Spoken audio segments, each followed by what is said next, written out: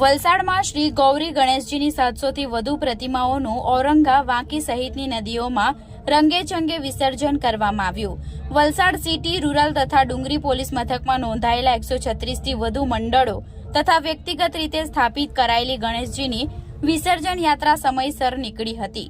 વલસાડ શહેર અને તાલુકામાં ગણેશ મંડળો દ્વારા સ્થાપિત ગૌરી ગણેશજીની પ્રતિમાઓનું આજે વિસર્જન ખૂબ જ હર્ષોલ્લાસપૂર્વક ઉત્સાહભર્યા વાતાવરણમાં ઔરંગા નદી, વાંકી નદી, અતુલ પાર નદી ઉપરાંત તિથલ દરિયા કિનારે તેમજ ગ્રામ્ય વિસ્તારોમાં આવેલા તળાવો દરિયામાં શાંતિપૂર્વક રીતે કરવામાં આવ્યું હતું.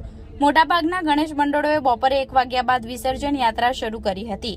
દેશભરમાં ઉજવાતા ગણેશ ઉત્સવ અંતર્ગત વલસાડ જિલ્લામાં ગત તારીખ 27/9/2025 ગણેશ ચતુર્થીએ ગણેશજીની મૂર્તિઓનું સ્થાપન કર્યા બાદ ગણપતિની મૂર્તિઓનું આજે શ્રી ગૌરી ગણેશજીના વિસર્જન નિમિત્તે વલસાડ શહેર અને આસપાસના નનકવાડા, બાગડાવાડા, વસિયર, તિથલ, દમડાચી, ગુંદલાવ, અતુલ, જુજવા, અટક, પારડી, રોણવેલ, અટગામ, સારંગપુર, ચીચાઈ સહિતના ગામોમાં નાના મોટા મળી વલસાડ સિટી પોલીસ સ્ટેશનમાં 80, રૂરલમાં 35 અને ડુંગરી પોલીસ મથકમાં 21 મળી કુલ નોંધાયેલા 136 મંડળો તેમજ વ્યક્તિગત રીતે ઘરે બેસાડેલા મળી 700થી વધુ ગણેશજીની પ્રતિમાઓનું વિસર્જન યાત્રા ચુસ્ત પોલીસ બંદોબસ્ત વચ્ચે નિર્ધારિત રૂટ ઉપરથી ચાલુ થઈ હતી.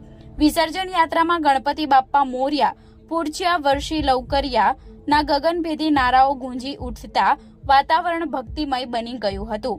વિસર્જન યાત્રા વલસાડના તિથલ રોડ, નાના તાઈવાડ, સ્ટેશન રોડ તથા સ્ટેડિયમ રોડથી નીકળી આઝાદ ચોકથી MG રોડ, ધોબી તળાવ, મોટા બજાર થઈ બંદર રોડ સ્થિત ઔરંગા નદી પર પહોંચી હતી, જ્યાં શ્રીજીની પ્રતિમાઓનું નદીમાં ભારે ઉત્સાહપૂર્વક વાતાવરણમાં વિસર્જન કરાયું હતું.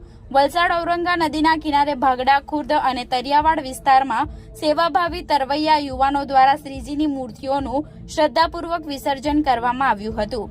ફાયર બ્રિગેડના જવાનો તથા પાલિકાના અન્ય કર્મચારીઓએ વિસર્જનની કામગીરી ખૂબ જ સુંદર રીતે પાર પાડી હતી.